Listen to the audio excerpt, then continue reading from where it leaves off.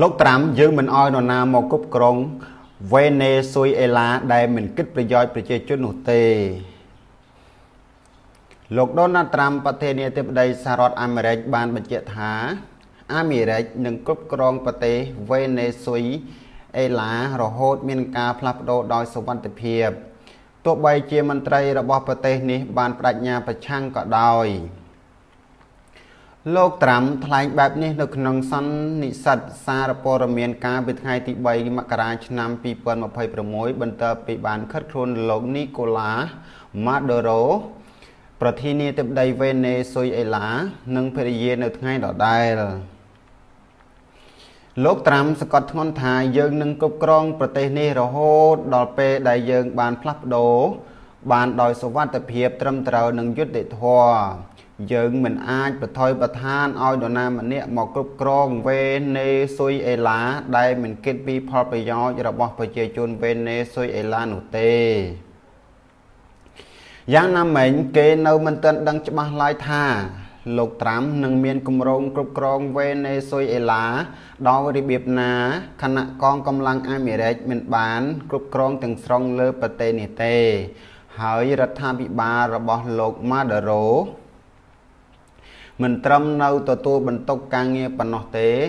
តែថែមទាំងមិនចង់សហការជាមួយទីក្រុងវ៉ាស៊ីនតោនទៀតផងនៅថ្ងៃទី1នៃការកាត់ខ្លួនប្រធានាធិបតីវេណេស៊ុយអេឡាប្រធានាធិបតីអាមេរិកលោកដូណាល់ត្រាំក៏បានបញ្ជាឲ្យវាយប្រហាររដ្ឋធានីការ៉ាសរួមទាំងមូលដ្ឋានយោធានិងទីតាំងនានាគណៈរដ្ឋាភិបាលវេណេស៊ុយអេឡាបានប្រកាសដាក់ប្រទេសក្នុងគ្រាអាសន្ន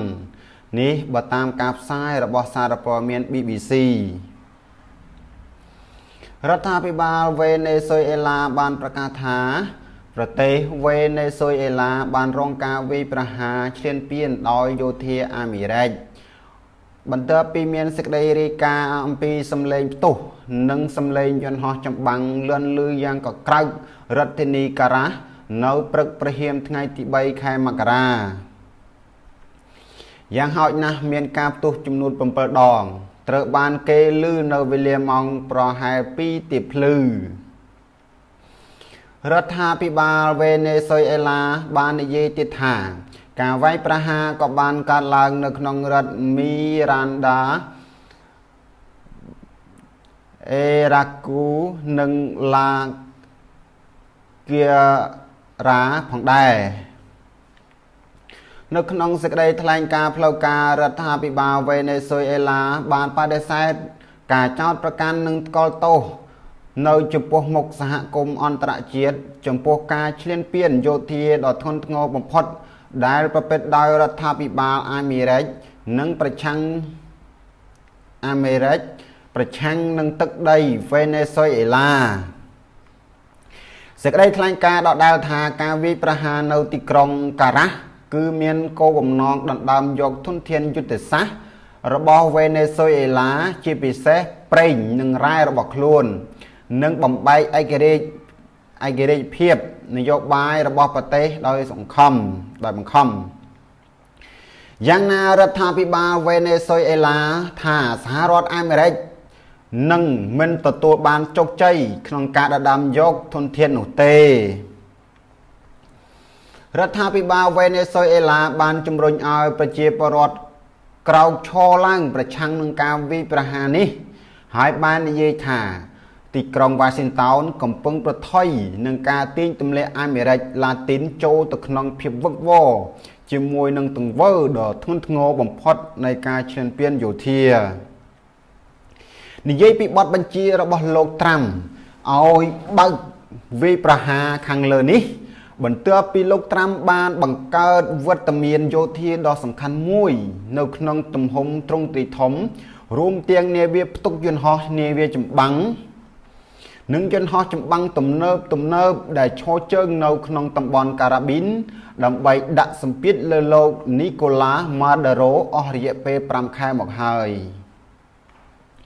នឹងធ្លាប់ប្រមានម្ដងហើយម្ដងទៀតថាការវាយប្រហារលើទឹកដីនៃវេណេស៊ុយអេឡានឹងប្រព្រឹត្តទៅក្នុងពេលឆាប់ អ្នកវិភាគជាច្រើនជឿថាសម្ពាធរបស់អាមេរិកធ្វើឡើងដើម្បីផ្ដួលរំលំមេដឹកនាំនេវេស៊ុយអេឡាបច្ចុប្បន្ន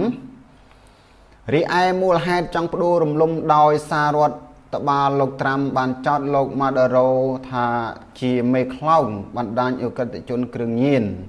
ហើយរដ្ឋបាលរបស់លោកត្រាំអស់រយៈពេលជាច្រើនខែមកហើយបានទម្លាក់គ្រាប់បែកលើទូកដែលមានប្រភពមកពីអាមេរិកខាងត្បូងចូលមកវេណេស៊ុយអេឡាដែលលោកចោទថាកំពុងដឹកជញ្ជូនគ្រឿងញៀនលោកម៉ាដូរ៉ូតែងបដិសេធចំពោះការជឿពាក់ព័ន្ធនឹងគ្រឿងញៀនហើយបានចោទត្រឡប់ទៅវិញថាទីក្រុងវ៉ាស៊ីនតោនមានគោលដៅពិតប្រាកដមួយគឺចង់ផ្ដួលរំលំរដ្ឋាភិបាលបច្ចុប្បន្នអំពីអំណាចដោយសារប្រទេសវេណេស៊ុយអេឡាមានធនធានប្រេងបំរុងធំជាងគេនៅលើពិភពលោកហើយទីក្រុងវ៉ាស៊ីនតោនចង់គ្រប់គ្រងទុនបំរុងប្រេងទាំងនោះអរិយៈជាច្រើនខែមកនេះលោកយោធាអាមេរិកបានបង្កើនសម្ពាធលើវេណេស៊ុយអេឡាតាមរយៈមធ្យោបាយផ្សេងដូចជាបិទដែនអាកាសដាក់ទណ្ឌកម្មនិងការវាយប្រហារជាង10លើកលើទូកសង្ស័យដឹកគ្រឿងញៀនព្រមទាំងរឹបអូសកប៉ាល់ដែលដឹកប្រេងវេណេស៊ុយអេឡានៅមហាសមុទ្រប៉ាស៊ីហ្វិកនិងសមុទ្រការ៉ាប៊ីនជាដើមសូមជម្រាបថាលោកម៉ាដូរ៉ូបន្ទាប់ពីត្រូវបានកងកម្លាំងពិសេសអាមេរិកចាប់ខ្លួនក៏នាំទៅឃុំនៅអាមេរិកនេះតាមការអះអាងរបស់លោកត្រាំសារព័ត៌មានក្នុងស្រុកជាច្រើនបានរាយការណ៍ថាយន្តហោះដឹកលោកម៉ាដូរ៉ូនិងភរិយាបានចុះចតនៅញូវយ៉កនាថ្ងៃសៅរ៍នៅក្នុងវីដេអូគេឃើញយន្តហោះមួយគ្រឿងបានមកដល់អាកាសយានដ្ឋានអន្តរជាតិ Stewart ដែលនៅចម្ងាយប្រហែល97គីឡូម៉ែត្រភាគពាយព្យទីក្រុងញូវយ៉កដោយមានក្រុម FBI និងក្រុមផ្សេងទៀតឡើងទៅលើយន្តហោះបន្ទាប់ពីចុះចតតាមមន្ត្រីក្រសួងយុតិធម៌លោកម៉ាដូរ៉ូត្រូវបានគេរំពឹងថានឹងបង្ហាញខ្លួនជាលើកដំបូងនៅក្នុងតុលាការសហព័ន្ធម៉ាន់ហាត់ថាន់នៅថ្ងៃច័ន្ទខាងមុខចំណែកភរិយារបស់លោកក៏ប្រឈមនឹងការចោទប្រកាន់ផងដែរដោយជាករណីគប់ខិតក្នុងការនាំចូលកូកាអ៊ីនបាទអញ្ចឹងព័ត៌មាននេះគឺមានប្រមាណប៉ុណ្ណេះ